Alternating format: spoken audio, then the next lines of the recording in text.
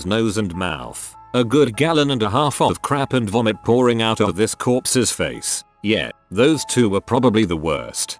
The nursing stories are the only ones that turn my stomach. Mad props to you folks. I could not do what you do.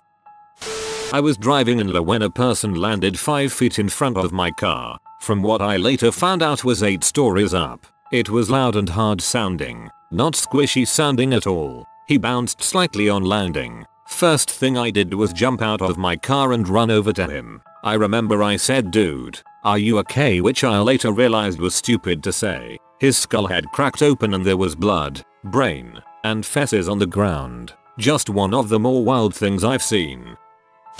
Partial decapitation in a car accident. Some drunk driver lost control, smashed into and rode up over a little Hyundai, peeling the roof back. At the same time it sliced this guy's head off right through the mouth. The brainstem and lower jaw were still attached, but everything from there up was spread out in the backseat all over his groceries. Part of his tongue was in the seat next to him. This was horrible. Even worse was the fact that he was still convulsing when I got there, and it looked like he was trying to take these big, heaving breaths. He just wouldn't quit for the longest time. Infuriatingly, there was a small crowd on the sidewalk pointing at him and laughing and yelling "frick that crap" and whatnot. Pee me off. Poor guy was just going home from the grocery store when this complete butthole kills him, and a bunch of other buttholes turns it into their evening's entertainment. The guy that hit him, drunk teenage redneck, was uninjured. By the way, this made me forget all my hopes of buying a sweet little hybrid or all-electric convertible one day, and buying the biggest, most bad butt fortress of a car.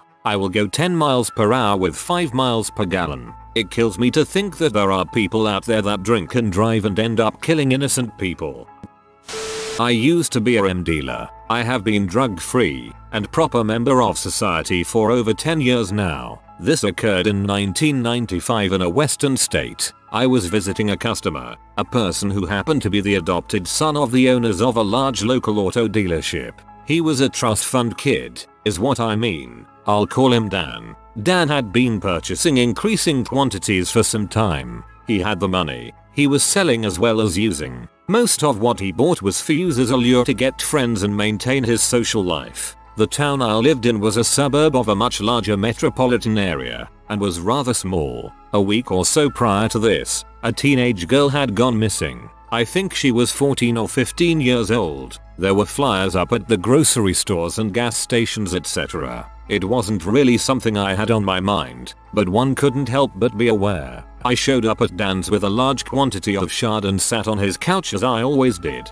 Dan was rather nervous. He was always nervous and high, so I wasn't really put off. We got to chit-chatting, exchanging this for that, etc. Dan went straight for a spoon and started cooking a shot, something I had never known him to do. He was always a smoker. I made some comment about him moving up in the world, or something like that, just trying to ease the situation and make my way out of his home. Something happened. Maybe he took too much, or perhaps he had consumed something else prior to my arrival. But in any event, Dan ran to the bathroom. Speed usually doesn't make people puke, so I dunno. I was sitting there alone when I heard a sound from another room. Dan knew I had strict rules about people being present when I dropped for him. I wanted to know who was hiding out, so I could beat the crap out of them before I did the same to Dan. When I entered the room, I found the missing girl, naked, tied, and clearly abused. She had been beaten. There was dried blood places and she was clearly drugged out of her mind. As I had just delivered and been delivering enough Schedule I to go away for a long time, I left. I walked out of that house and left that girl alone with Dan. I even closed the door to the room she was in. I wrestled with what to do for an hour or so. I was using at this time as well, so I was not thinking clearly. I decided that I would call the police and turn him in. I made the call. I left town for friends in a neighboring city and never returned. I feel horrible for having left her there for another hour. I feel horrible for supplying Dan with the chemicals that melted his mind and turned him into a person that would do what he did. It has taken years to come to terms with that situation. I volunteer at a local needle exchange. I work with an outreach group for runaway and homeless teens. I try to repair the damage I caused to society in any way I can. By saying you've been drug-free now, I'm assuming you mean that you also did some of what you sold. Don't take what he did upon yourself, cause apparently the worst you've done is sell. Someone else fricked that girl's life, not you. I commend you on now fighting the problem, though. About 3.5 years ago I miscarried at home, about 12 weeks along. Sometime during the night I started hemorrhaging. I woke up in the early morning covered in blood and stumbled to the bathroom, leaving a trail of blood all down the hallway. My head was messed up due to blood loss, and my idea was to get cleaned up and take myself to the ER. I passed out in the shower and woke up surrounded by blood and the miscarried fetus tissue placenta. I found a duck at the park that had had both eyes burned out with a cigarette. Poor little duck. People are cruel. My old dog was once abducted from my backyard and dragged through my neighborhood by her leash off the bumper of some guy's truck. She survived, but her paws were worn down to the bone. Shame the police were unable to find the guy responsible. I'd like to have him alone in a room for an hour. One time at a zoo, I saw an elephant put its trunk inside another elephant's butt and pull out a solid brick of crap. There was a school group of young kids standing around the enclosure. This solid crap brick had plugged up a flood of liquid crap that proceeded to spray out of the elephant's butt and all over the first few rows of kids. Pretty gross. I find it fascinating that somehow that one elephant communicated to the other one, "Hey, I've got a huge turd stuck in my butt, man. Help," and then the other elephant being like, "I gotcha, bro." Walked in on grandpa masturbating and moaning. He seemed to be having quite a good time. Well, that temporarily broke the tension. Back to placentas.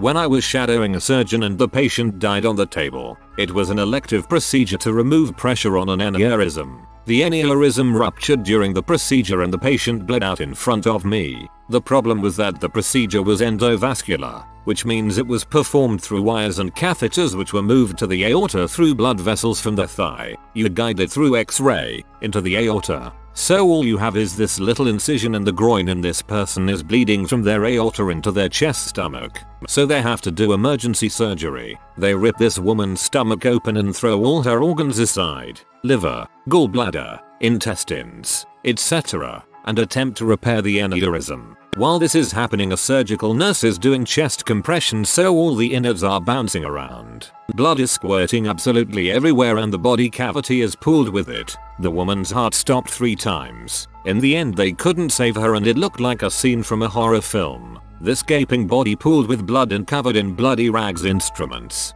There was a huge pool of blood on the floor and spray marks everywhere. I was there when they spoke with the family. It was the single most dramatic moment of my life. Medical shows are usually BS, but when it comes to emergency situations, it's spot on. Running, screaming, blood everywhere, crying families. Anyway, even though it was disturbing, it helped solidify my desire to be a surgeon, so there was an upside. Having a woman beggar come up to my taxi begging for rupees with a couple-day-old dead child in her arms. She seriously could have just cut some grass or played a few mini games. About 5 years ago, my wife and I were at the Stonestown Galleria, a mall on the outskirts of the Sunset in SF. We were standing betwixt the up and down escalators at the Nordstrom's end of the mall, deciding on whether or not to eat convenient mall poison or head out to the neighborhood for something tastier. In the midst of my Orange Julius avocation, we heard a whump, followed by a piercing wail. We turned to the down escalator to see a white couple scooping up a tiny Asian toddler. My immediate thought, poor guy, he probably fell down at the bottom, and relief that his adoptive parents were there to grab him up. At that time, I had 2 kids of my own, one of which was about the same age as the crying kid. I saw the blood, and the frantic look on the face of the mom. She was squeezing his hand, which was spurting blood everywhere, asking, "Are you his mom? Where is his mom?" We stepped over to the not mom holding the kid to see, with absolute horror, that 2 of his fingers were gone, chewed away by the escalator. The remaining 3 on that hand looked pretty chewed up. We said that we had no idea where his parents were, and started to help ask around the area for them. A few minutes later, 2 ladies came running down the escalator, looking horrified. When they got to the bottom and saw his hand, one hit the ground in a dead faint. Over the next 20 minutes, here's what we learned. The boy had walked away from his aunts while shopping in J. Crew. He jumped on the, understandably tantalizing, escalator, and the white couple, both nurses, got on behind him. They said they wondered why the boy was alone, but figured his parents were at the bottom or behind them. The Sunset is mostly Asian, so such a youngster is not at all out of place. Plenty of possible parents abound. The kid fell at the bottom, hands first. He was super unlucky in that one of the yellow guard teeth that protect the escalator bottom was missing. His tiny fingers slipped right into the gap and were severed just like that. The mall security took about 8 minutes to shut off the escalator, eventually finding his mangled, clearly non-reattachable fingers. So while this probably pales in comparison to many of the stories above and below, seeing a kid the same age as my son in such agony and fear was deeply disturbing. And I'm sure the aunts will never forgive themselves, knowing that they forever mutilated their nephew through negligence. And last I checked, About 4 months ago, that escalator remains gap-toothed and unrepaired. TLDR. A tiny little boy got his fingers chopped off by an evil escalator. About 15 years old, me and my friend were in his garage looking for some stuff. We heard a loud butt bang up the street. Decided to ride our scooters up. Bad idea. Guy walked out of his house, stuck a sawed-off shotgun to his chin and pulled the trigger. Everything that is in your head was probably lying on the blacktop. I don't think I need to get into detail. I somehow managed not to puke. Guy had a wife and 2 kids. I was 13 and my younger sister was 9. Up till this point she had always slept in my room because she was scared of the dark, but she decided it was time to be a big girl and start sleeping in her own room. She was a heavy sleeper and had been her entire life. So the first night she fell asleep around 9 with all her lights on. I was walking to my room and my mom was in the hallway putting up towels. I heard my sister snoring really light, but it sounded funny, like oinking. I looked at my mom and we just smiled at each other. Then it got a little louder. So I went in to wake her so she could move to another side and calm the snoring. I called her name several times and she didn't wake up. My mom was standing in the doorway and watching me do this. So I shoved her a bit. Still nothing. Then I shook her pretty hard and she still didn't wake up. My mom started to panic and screamed for my dad. He came in and thought she might have choked on Skittles that she ate before bed. He started beating her on the back trying to unlodge what he thought she was choking on and nothing. She still wouldn't wake up. That's when we called 911. When they got there and put her in the stretcher, she started coming to. While they were rolling her away she looked directly at me, completely terrified, and started slurring with tears streaming down her face. I was so scared. My mom was going crazy thinking she'd lost oxygen and could possibly be brain damaged. She rode with my sister there and my dad told me to get in my car so we could follow. I was bawling and ran into her room and gathered a bunch of stuffed animals to take to her in hopes of her remembering anything. Her sad face and unclear words raced through my brain over and over again during the car ride. I kept blaming myself for letting her sleep in her own room. When we got there we raced to the area where she was being held. My arms crowded with stuffed animals. I ran in and she was up and speaking clearly. Turns out she had a seizure. She was later diagnosed with epilepsy. I will never forget that moment. Looking at her and how she seemed so terrified and helpless. I'm tearing up writing this and this happened over a decade ago. I was shaking her and started crying. When my dad entered he threw me aside. I was on my knees at the foot of her bed praying to anyone or anything saying please let her be okay. I'm so sorry. Please let her be okay. The first time my roommate attempted suicide. He overdosed on OCS and Adderall and somehow woke up from it all. He took over 500 mg of OC and about 90 mg of Adderall just before bed one night. He expected to die in his sleep from respiratory failure, but his plan failed when he woke up the next morning feeling like crap. Being disappointed about waking up and still longing to die, he stabbed a pair of scissors into his neck and started opening and closing them rapidly in order to snip whatever he could and tear some crap out. He slit his wrists without kitchen knives and started vomiting profusely from the drugs. He laid in his bed for about 8 hours before we realized something was wrong and broke down the door. Blood and vomit were mixed and covered his bed, floor, and nearly every piece of furniture in the room. There were pieces of fat, skin, and muscle laying in pools of blood on the bed. The pair of scissors was still stuck in his neck and he was laying there breathing slowly and smiling. You could barely see his face from all of the blood and puke and had been wiped on it as he writhed in bed waiting to die. He left a note saying this was a suicide. No crap. He survived the ordeal thanks to some quick action by us roommates, but later finished the job after we all moved to different places when our lease expired. Some fricked up stuff to walk in on. It was OC, not Percocet. Changed for clarity consistency. Additionally, I'll mention that it's possible that the time frames are off. No one actually saw when he cut himself. So what I know from my roommate recounting his thoughts and experiences to me. Call it fake if you want, but I know what I saw. I was going to mention the time I had my foie gras overdone, but I guess your story is better.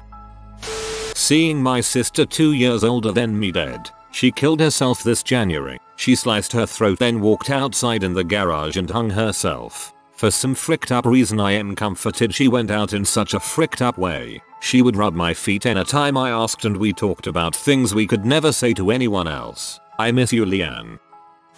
Car wrapped around a turning signal pole. Didn't see accident. Just off to math. Head from one of people in car was 100 feet down the street. Was a grotesque scene. I read this with Rorschach's voice.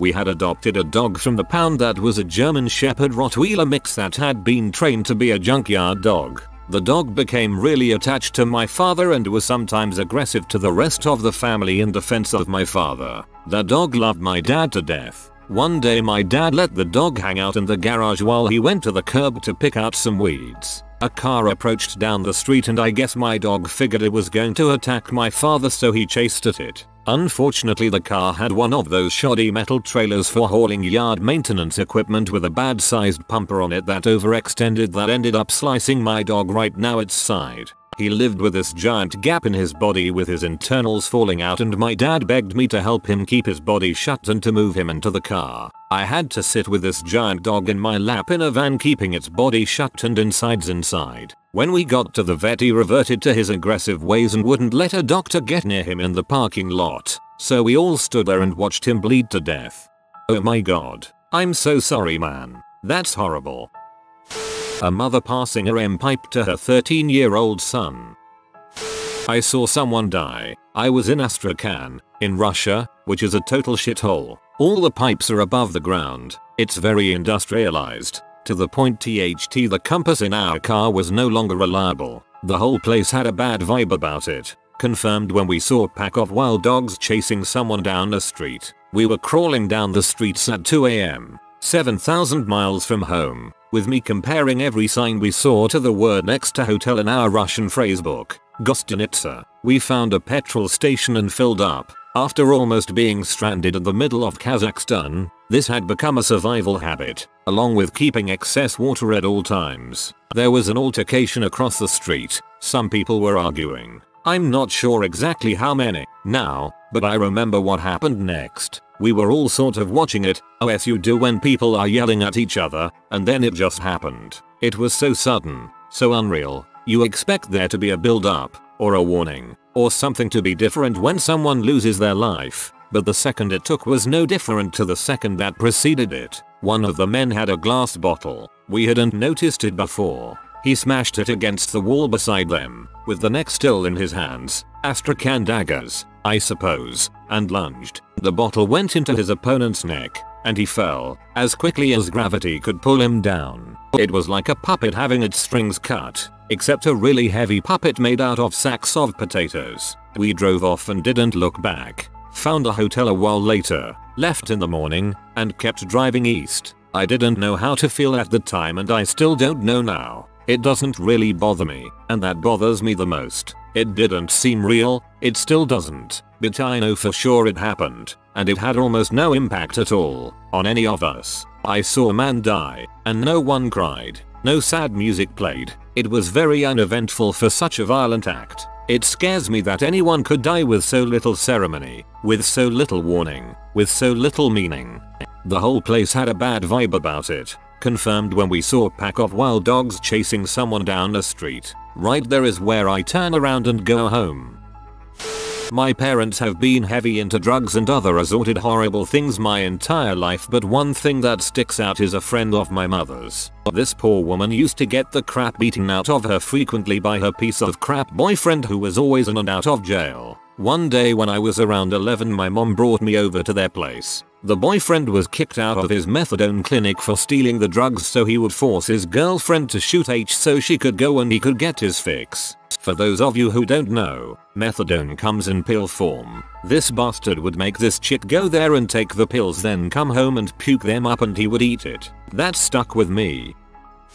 A 4-day-old decomposed body, in 90+ degree heat, of my father lying on his bed. He died in the middle of July a couple of years ago of a heart attack in his sleep. I only got the call from the landlord 4 days later when he started smelling. The body was pretty wrecked. It swelled, burst in multiple places, was leaking rotting blood and fat, and the face was no longer recognizable. Also, the whole thing was green-brown, and the swelling made his arms stick up in the air. as if frozen in the very moment of his death. Oh, and the smell. There is absolutely nothing that compares to the smell of decomposing flesh. When I found him, I stayed only long enough to take out my camera and snap a photo for my mother, whom I knew would want to see it eventually. The cops said I had balls of steel because I went back in there several times to get his medical records. They wouldn't go in. I told them to just give me one of their paper face masks. Driving on the freeway, someone throwing themselves off an overpass and landing on a car a few cars in front of me. I had a hard time sleeping for a few nights. I can only imagine how the guy driving the car still feels today. I watched a girl, probably around age 6, put her hand in a snow cone machine to unclog the ice. Her brother turned the machine on. Not a pretty sight. That's why you only let kids use that old school snow cone toy that you popped a few ice cubes into. Push the pusher down and crank the handle. I lived in Albania for 3 years. For every phenomenal thing that happened to me during my time there, I saw one thing that made my heart break. Like the time I was on my way to a beating and I saw Roma mother inject her infant with H to keep it quiet while she begged for money. Or the man with the jagged chunks of metal protruding from his legs who begged on one street corner every day. Or the children who had been intentionally mutilated by their parents or their caretakers so that they would bring more money in by begging. Anybody see Slumdog Millionaire? That kid was lucky. He at least got chloroform. Or the scar on my Kosovo friend's arm from when he had been stabbed in the arm by a Serbian soldier when he was 5 years old, during the 1999 genocide. Or the look on my friend's face when he saw his little brother's name in the newspaper article saying that he had been killed in a blood feud. I truly loved Albania, and I will never in my life regret a single day I spent there. But one of the reasons it was such an enriching experience for me was because I learned just how shit fucking goddamn lucky we are to be able to simply post in this thread. Whoa, that is perspective. Thanks for the story.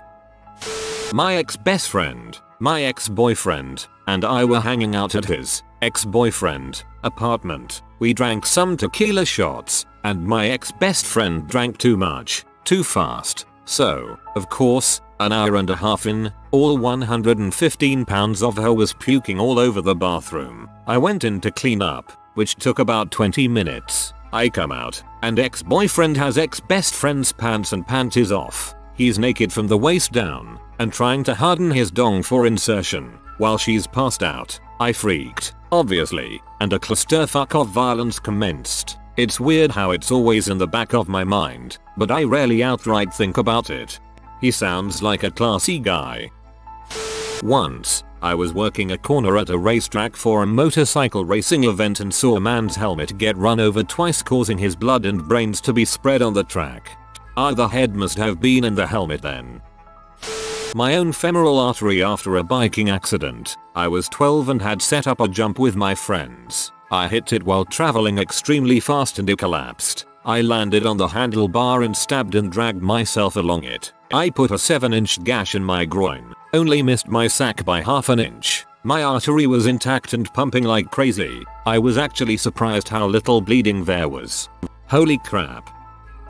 When my cousin killed himself, it was the last 4th of July before I went off to college and I spent the day with my family at our family BBQ. I was about to go home, but I decided to go by my aunt's house to say hi to him and borrow a video game I'd been meaning to grab from him. I thought it was a little weird that he hadn't bothered to come by, but at the time I didn't give it a second thought. I got to my aunt's place and rang the doorbell. No one answered, so I tried opening the door. It was unlocked, so I just walked in. I walked around, asked if anyone was there. No one responded, so I went into his room to grab that game. It wasn't on his shelf, so I assumed he stashed the game in his closet. I opened the closet and he was just there, swinging there. He was my closest friend in life. When I saw him just hanging there, my immediate reaction was to throw up. After that, I immediately picked him up with one arm and tried to revive him with no avail. I always have nightmares every 4th of July.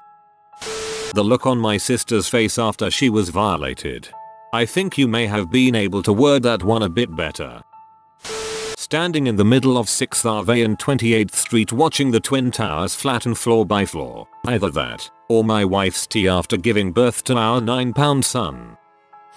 My uncle once told me that when he was in his 20s he and his best friend were hanging out at the friend's place. His best friend had a buddy come over. Now I cannot speak to the character of all the people here, but I know my uncle has been a pretty big drug addict since his teenage years, so I will go out on a limb and say some drugs were being used when the buddy of my uncle's best friend found the best friend's gun. He began waving it all over the place and laughing. Then he pointed it at my uncle's best friend and said bang. Little did this guy know, the gun was loaded, and when he said bang, the gun also said bang. My uncle was instantly showered in his best friend's brains. He just stood there while the shooter stared at the gun, dropped it, and ran out the door. I'm not really sure what happened next, but I do know that my uncle was understandably never the same. I hope I am not downvoted due to this not being something I saw. I think the job of sharing a fricked up first-hand story was done nonetheless.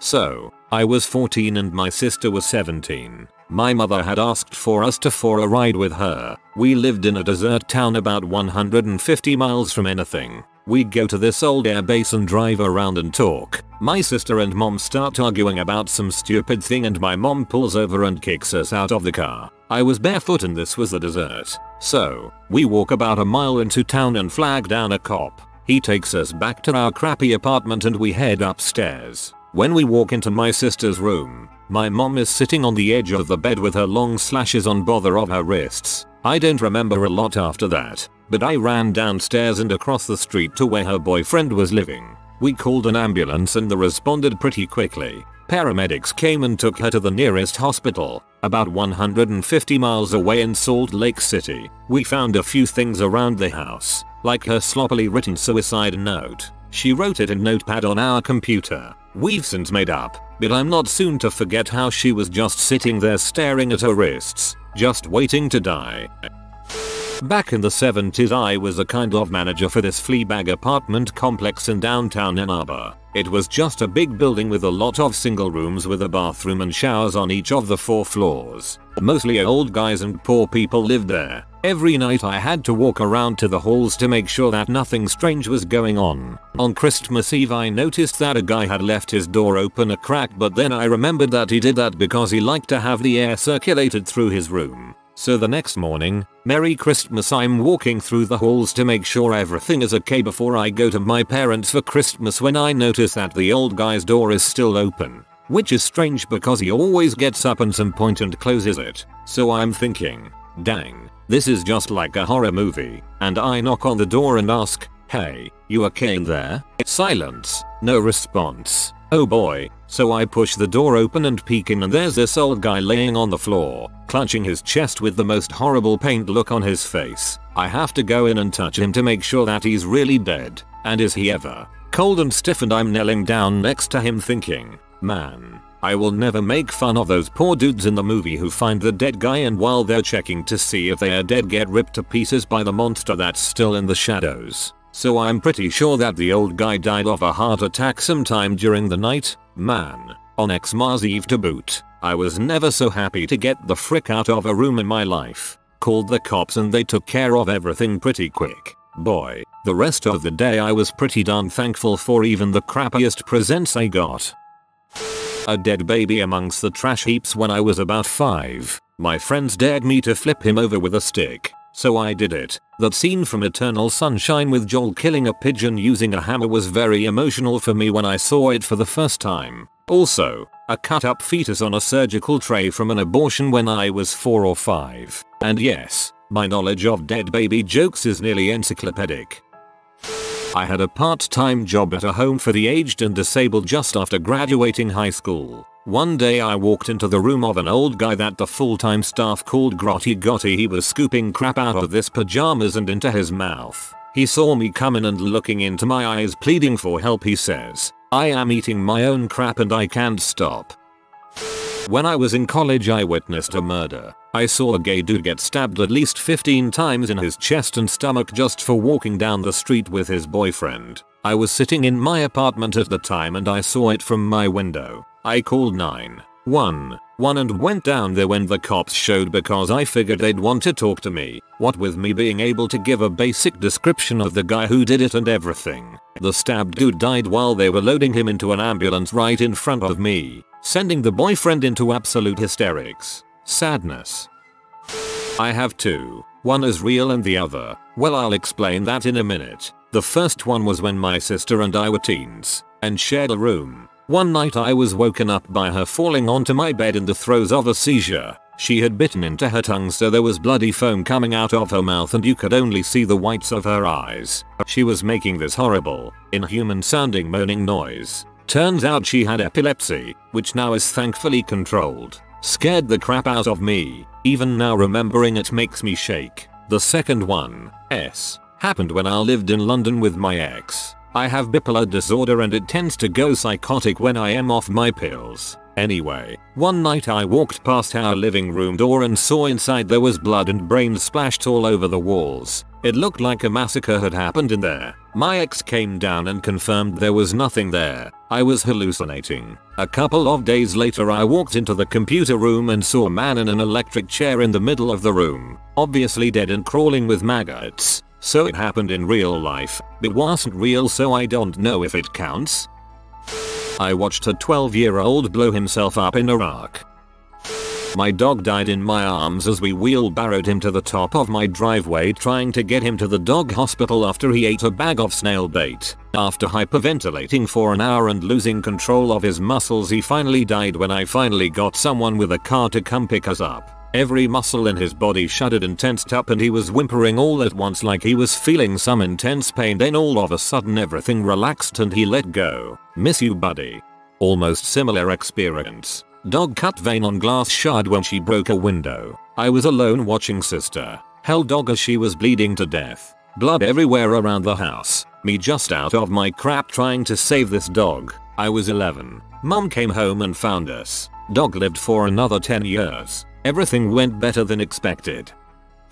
I work at a vet office. A couple months ago there was a dog that came in that was having difficulty giving birth. I was the fortunate person that got to bring it and its owners into an exam room. From the time I put it on the table to the time the doctor came in, it gave birth to a giant deformed rotting puppy fetus. Promptly ate off all the rotting green smelly discharge placenta off of it and then vomited it back all up all over the scrub top I was wearing.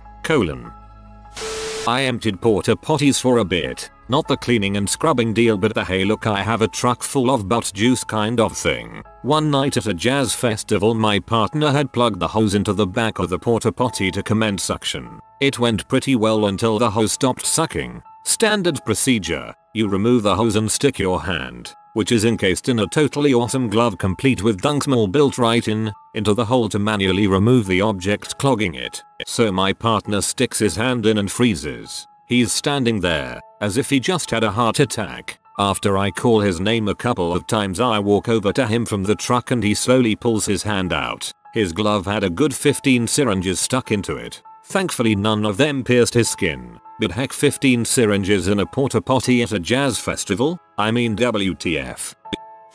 About 6 years ago I was walking with my older cousin down a street in Adhamia when a car pulled over about 20 meters in front of us. Two masked men rushed out pulling two people, who had their hands tied behind their backs and blindfolded, onto the pavement. In broad daylight, they pulled out their guns and executed them, then got in the car and drove off. The most disturbing part, for me, about this was that one of the victims, a woman, did not die instantly after she got shot in the head. She was instead squirming on the floor in the hot July sun. I wanted to just instinctively run over there and help her, even though I was 16, maybe 17, and had no idea what to do. My cousin grabbed me by the arm and told me not to. He said that the people who shot her weren't gone. They just take a drive around the corner and come back to see if anyone is helping out. Then they shoot those people as well. Sure enough, they came back and shot an old man kneeling beside the victims. This was in Baghdad.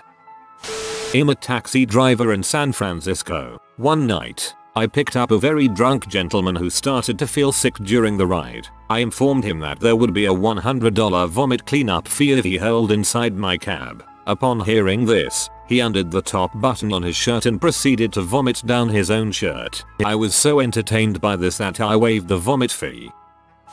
Seen a man deglove himself and he wasn't wearing a glove. I have seen more than my fair share of death, but the way his skin just peeled back faster the more he fought, it was horrifying. That or the 2000 election.